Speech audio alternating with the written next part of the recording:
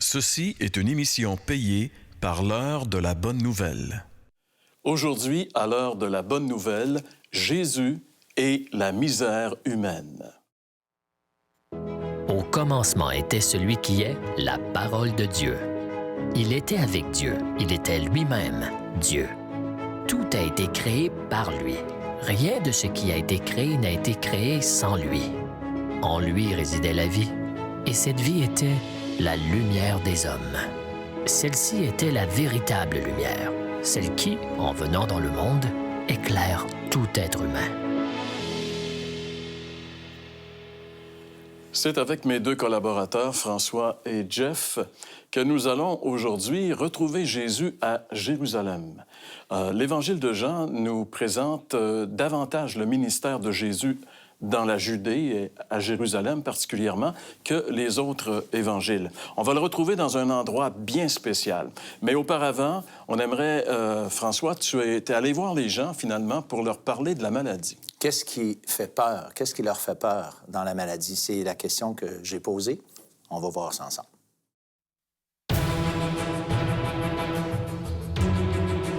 Qu'est-ce qui vous fait plus peur dans la maladie? Bien, ce qui fait peur la maladie, c'est la mort.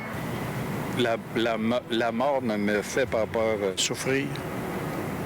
J'ai pas peur de la mort. Je vis avec quelqu'un qui est malade, ça fait que je sais de quoi je parle. La maladie, c'est que ta vie s'arrête. De ne pas avoir de soutien, parce que je pense que c'est ça qu'on a besoin de plus quand on vit des moments difficiles. J'ai vu mes parents, alors ils étaient malades pour pas mal de temps avant de mourir. Je trouvais tout ça vraiment pénible. Non, j'ai pas peur d'être malade. J'ai peur que les gens proches de moi, ils vont être tristes quand j'ai malade. C'est de laisser en arrière quelque chose. Donc, tu sais, laisser, par exemple, mes enfants, ma conjointe seule, pas une forme d'abandon. Donc, ça serait la peur que j'aurais. On n'est pas vraiment conscient de ce que la maladie peut occasionner dans la vie d'une personne avant de l'avoir, parce que finalement, quand ça ne nous atteint pas, on n'est pas conscient de ça. Mais c'est dérangeant, la maladie. Oui, parce qu'il y avait un commentaire intéressant. Une dame disait « Ta vie s'arrête, la vie, elle arrête. Toute notre activité, nos relations humaines, tranquillement, meurent. » J'ai déjà rencontré un homme qui... parce que j'étais une amie, finalement, qui était tombée malade, dans un hôpital où tu rentres là, mais tu sors plus, t'sais.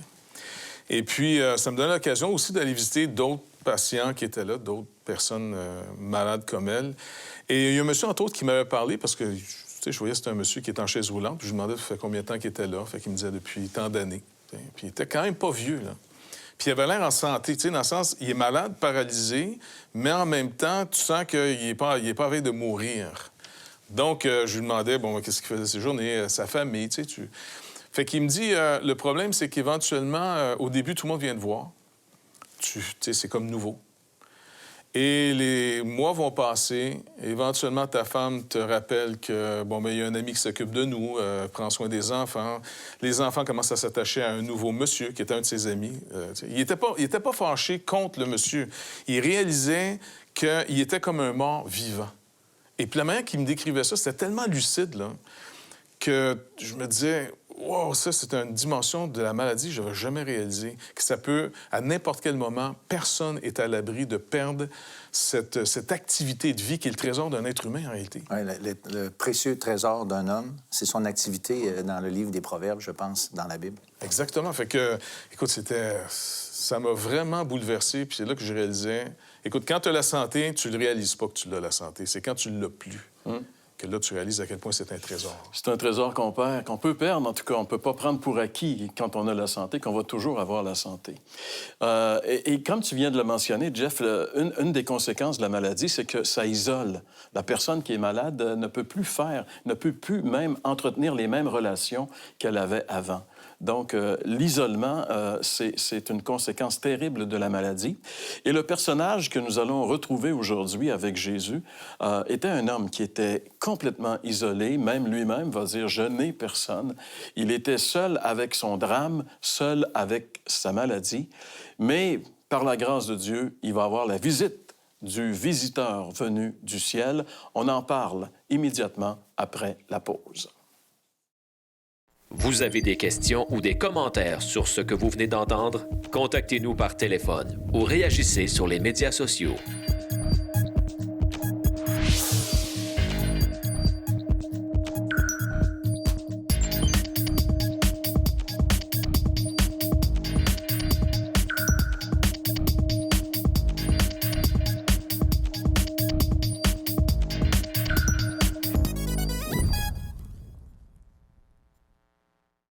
Vous êtes touché par ce que vous entendez dans cette émission?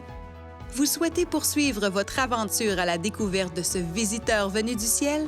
Commandez dès maintenant votre Évangile de Jean tout à fait gratuitement.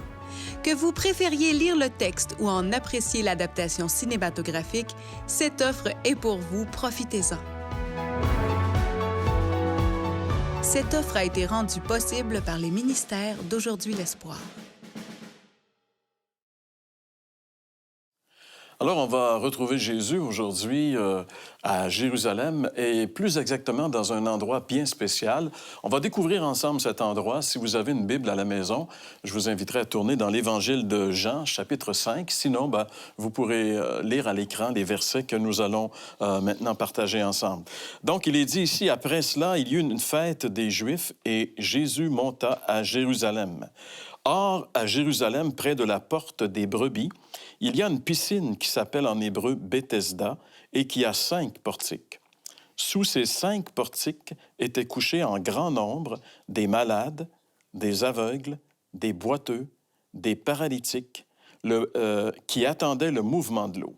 Donc, on va arrêter la lecture ici, juste pour essayer d'entrer dans l'action maintenant, de voir ce qui se passe. Jean décrit un petit peu l'endroit, tu sais, à Jérusalem, et il nous dit ici, près de la porte des brebis. Pendant longtemps, quand je lisais ce texte, je pensais que la porte des brebis était une porte, parce qu'on sait qu'à Jérusalem, il y a au moins 7 portes pour entrer dans la vieille ville.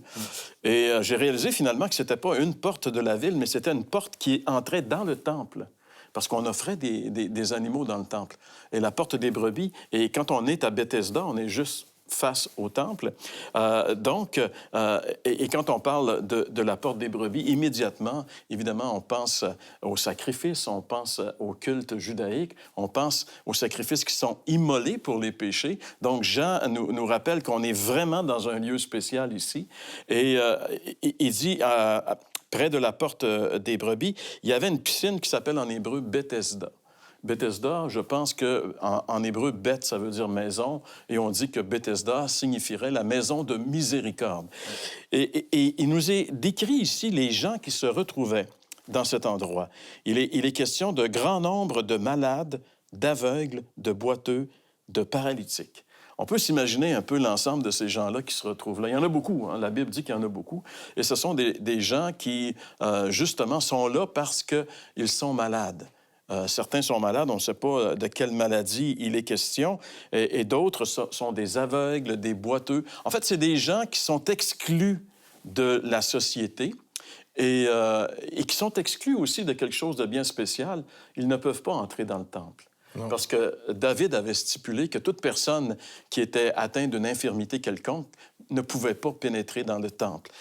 Donc, ces gens-là sont même privés de la présence de Dieu à cause de leur maladie, finalement. Puis peut-être ce serait bien de rappeler pourquoi, parce que les gens pourraient dire, bien, écoute, c'est méchant, ces gens-là ont besoin, au contraire, de consolation, d'espérance.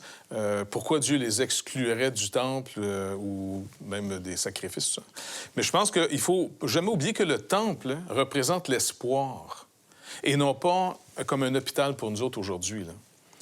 L'espoir, c'était que quelque chose de parfait, quelqu'un de parfait viendrait. Il faut présenter à Dieu quelque chose, quelqu'un de parfait, que le péché n'a pas atteint. Parce qu'ici, c'est vraiment une démonstration de ce que le péché peut faire comme ravage dans notre vie. Puis quand on parle de péché, on ne parle pas simplement d'immoralité. Ça, c'est une forme que le péché prend. Mais il y a des gens sans aucune immoralité sont devenus malades.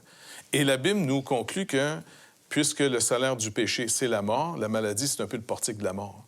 En fait, on pourrait dire que le portrait que Jean nous place devant les yeux ici, c'est-à-dire ce grand nombre de personnes atteintes de différentes maladies, représente finalement l'humanité du point de vue spirituel. Spirituellement, oui, sûr. Non seulement, Jean-Pierre, la misère, Mais tu as dit l'espérance, le temple représentait l'espérance, mais justement, ces gens-là sont sans espérance.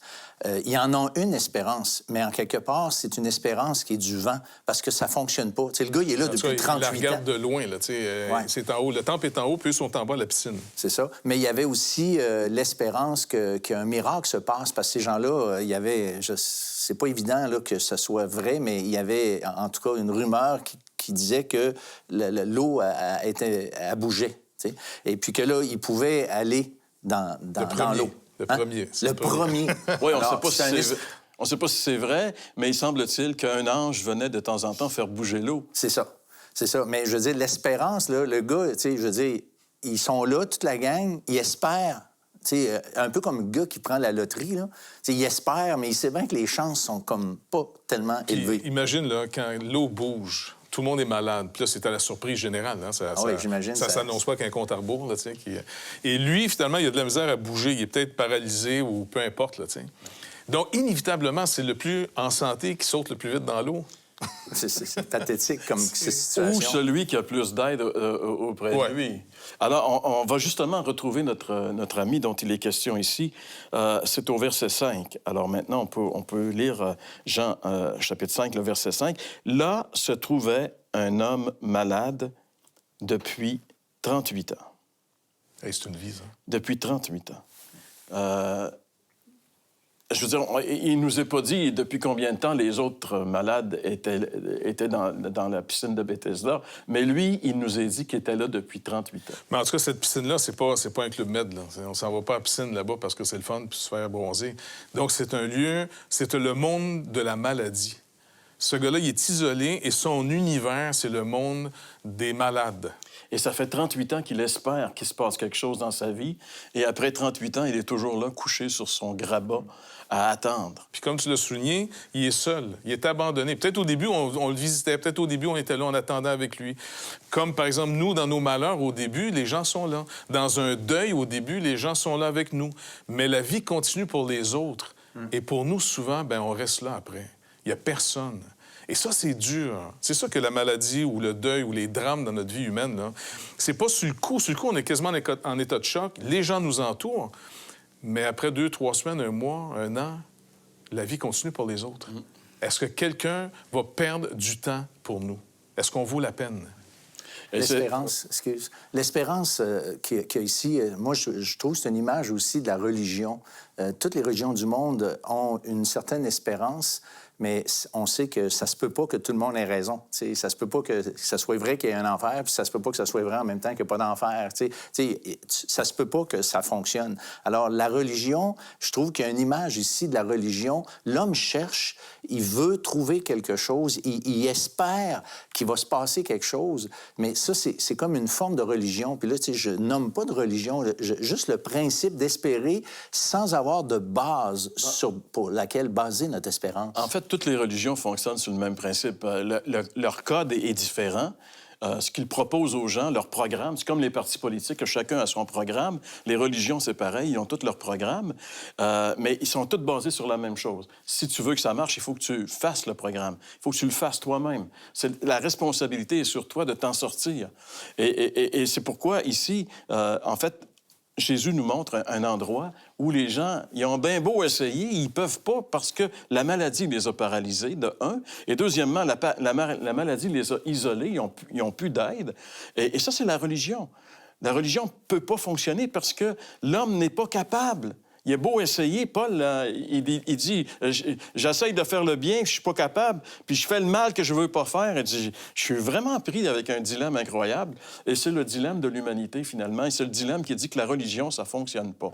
Mais heureusement pour lui, il y a quelqu'un, le visiteur venu du ciel, est allé jusque dans la piscine de Bethesda rencontrer ces gens malheureux. Et je pense que les regards de Jésus sont tombés sur le plus malheureux de ces gens malheureux. Le gars, il est là depuis 38 ans. Et là, on va voir ce qui va se produire lorsque Jésus va intervenir. À partir du verset 6 maintenant, Jésus, l'ayant vu couché et sachant qu'il était déjà malade depuis longtemps, lui dit « Veux-tu être guéri? » Le malade lui répondit « Seigneur, je n'ai personne pour me jeter dans la piscine quand l'eau est agitée, et pendant que j'y vais, un autre descend avant moi.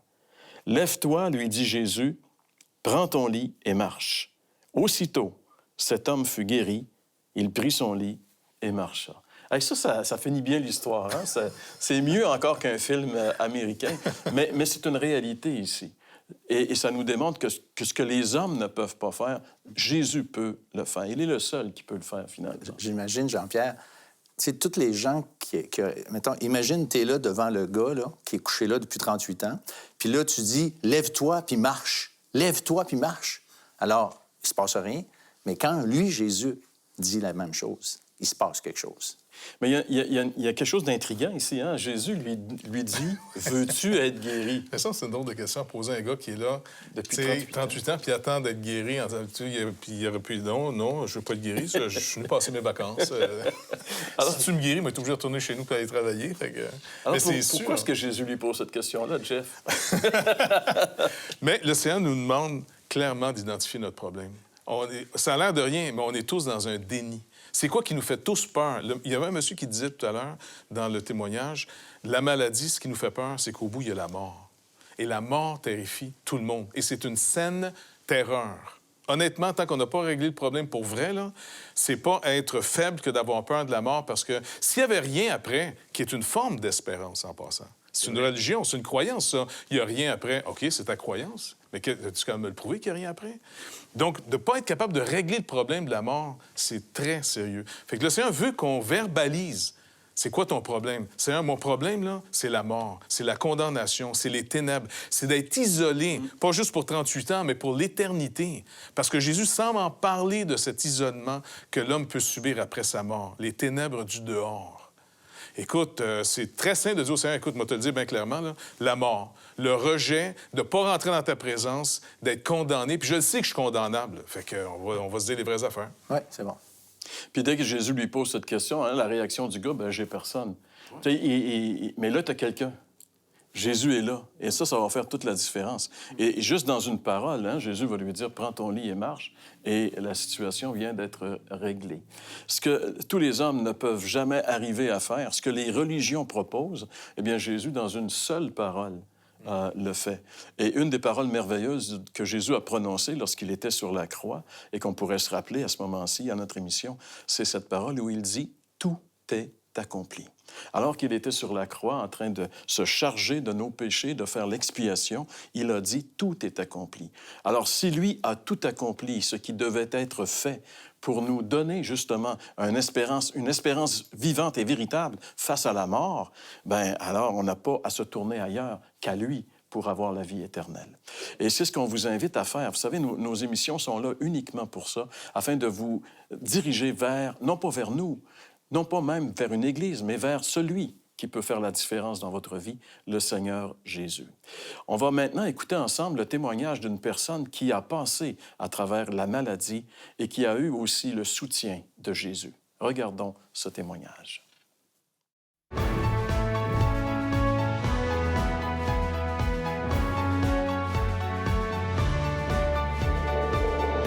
Récemment, moi, j'ai eu une greffe des 2 poumons en mois d'août 2009. Après 3 ans d'attente et d'être dépendante de l'oxygène, toujours avoir une bonbonne d'oxygène, j'ai eu ce cadeau-là de 2 nouveaux poumons. Ma vie a été transformée suite à ça parce qu'avant, j'étais très limitée dans toutes mes activités. Et puis moi, avant d'être malade, j'étais sportive. Alors, j'ai pu reprendre le ski alpin, le tennis, le vélo. Puis j'ai des forces qui sont renouvelées, c'est extraordinaire. Avant d'être greffée, j'avais 30 de ma capacité pulmonaire. Puis aujourd'hui, bien, je suis au-dessus de 100 là. Alors, c'est des forces renouvelées. Je me plais à dire que j'ai 3 dates de naissance. Je suis née le 25 mai 57. J'ai accepté le Seigneur dans ma vie le 9 mai 1976. C'est-à-dire que j'avais toujours cru que Jésus était le sauveur du monde. Mais au mois de mai 76, j'ai compris que Jésus était mort pour moi, personnellement, que j'avais besoin d'un sauveur parce que j'étais une personne J'étais pécheur, j'étais séparée de Dieu, puis le seul moyen pour combler l'abîme entre Dieu et moi, c'était Jésus-Christ. Puis Dieu nous a donné son Fils, Jésus. Jésus est mort pour nous, pour qu'on ait une nouvelle vie et qu'on ait la vie éternelle. Alors ça, c'est ma deuxième naissance. Puis ma troisième naissance, renaissance, c'est le 23 août 2009, où mes forces ont été renouvelées, j'ai des nouveaux organes, comme en 76, j'ai eu une nouvelle vie. Je me plais à faire aussi ce parallèle-là. Puis quand on devient chrétien aussi, on a des nouvelles forces. Puis notre nature est transformée. Ce qu'on était, si on se laisse transformer, elle va être transformée. Alors, suite à la greffe des poumons, j'ai aussi eu de nouvelles forces, une transformation physique incroyable. Mon espérance, c'est moi, j'ai la foi, comme je l'ai expliqué. Puis j'aimerais dire que juste avant d'aller vers la greffe, quand j'étais dans la civière, dans l'ascenseur, puis que j'ai salué mon mari et ma sœur qui m'accompagnaient à l'hôpital, je leur ai dit, d'une manière ou d'une autre, moi, je m'en vais vers le meilleur.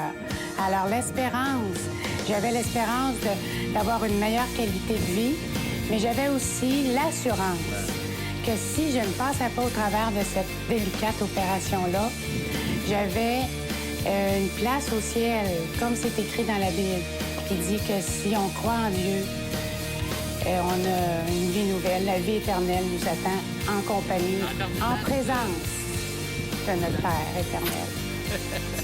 J'ai jamais craint la mort à cause de ma foi. Je savais où j'allais après l'opération. Si je devais mourir, je savais où j'allais. Puis si je devais vivre, bien, je savais pas trop comment ça se passerait, mais j'espérais que j'aurais de nouvelles forces physiques. Mais la plus belle chose, c'est ça. C'est que j'ai traversé ça en paix, la paix de Dieu. Il n'y a rien qui peut égaler ça, puis c'est un don de Dieu. Puis moi, après la greffe, j'ai été libérée parce que je n'avais plus de bonbonnes à traîner. J'avais plus de compresseur chez moi avec toujours la lunette nasale. J'ai été libérée. Alors, au même titre, la vérité qui est dans la parole de Dieu nous rend libres. Puis ça, c'est un don si précieux que je demande à toute personne de rechercher ce don-là. Il n'y a rien qui surpasse ça.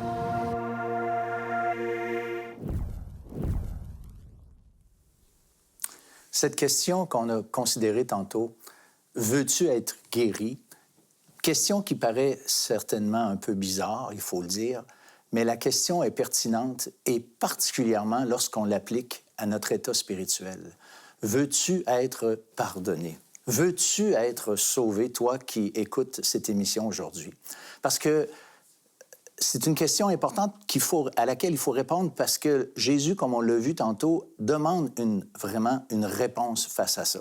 Parce qu'il y a une décision à prendre face à ce que le Christ a accompli pour nous sur la croix. Et cette croix sur laquelle Jésus a pris nos péchés est le seul moyen par lequel on puisse être sauvé. Alors, vous qui êtes là aujourd'hui, j'aimerais que vous puissiez considérer comme l'appel de cette dame qui a donné son témoignage. Elle vous incitait, elle aussi, à considérer ce que le Christ a accompli sur la croix. Veux-tu être guéri? Veux-tu être sauvé? Veux-tu avoir tes péchés pardonnés? Veux-tu avoir cette nouvelle relation avec Dieu et cette espérance, cette assurance pour l'éternité? Eh bien, il faut se tourner vers le Seigneur, lui demander de nous sauver, reconnaître qu'on est malade spirituellement, qu'on a un grave problème de santé spirituelle, que cette relation avec Dieu n'existe pas pour de vrai parce qu'elle est artificielle. Mais maintenant, elle peut devenir vraie, authentique et toute simple en venant à lui tel qu'on est, mais bien sûr, en croyant que Jésus a fait le nécessaire pour nous sauver. Comme il a guéri ce paralytique, il peut aussi nous libérer, nous donner cette espérance que tous ceux et celles qui se tournent vers lui peuvent avoir. C'est ce que je vous souhaite de tout mon cœur encore aujourd'hui, parce que c'est ça, l'Évangile. Vous avez des questions ou des commentaires sur ce que vous venez d'entendre? Contactez-nous par téléphone ou réagissez sur les médias sociaux.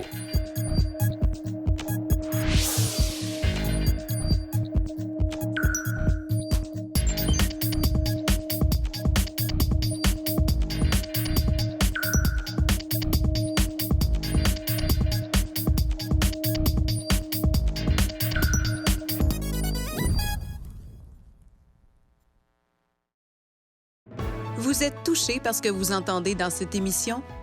Vous souhaitez poursuivre votre aventure à la découverte de ce visiteur venu du ciel? Commandez dès maintenant votre Évangile de Jean tout à fait gratuitement. Que vous préfériez lire le texte ou en apprécier l'adaptation cinématographique, cette offre est pour vous, profitez-en. Cette offre a été rendue possible par les ministères d'Aujourd'hui l'Espoir.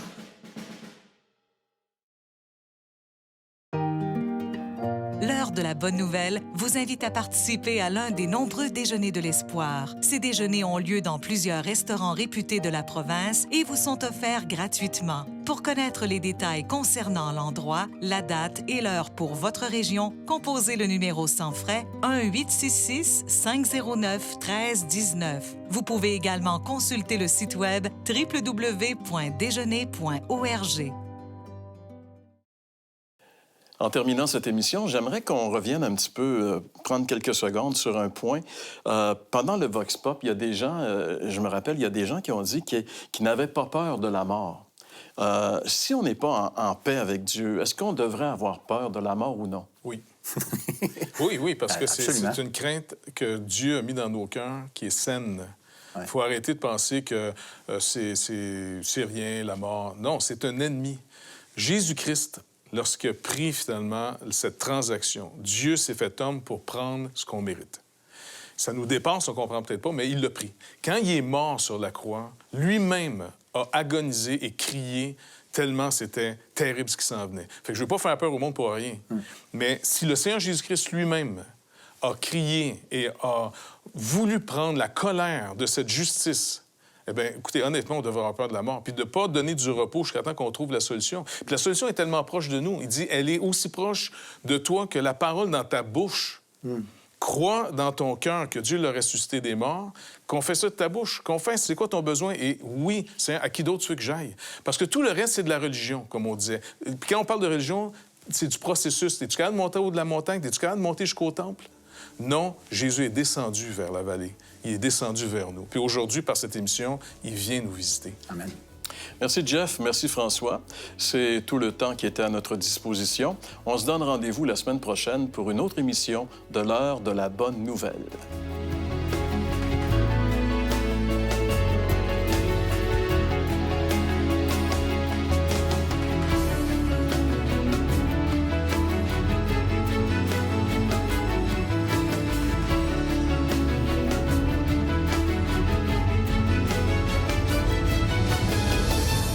Ceci était une émission payée par l'heure de la bonne nouvelle.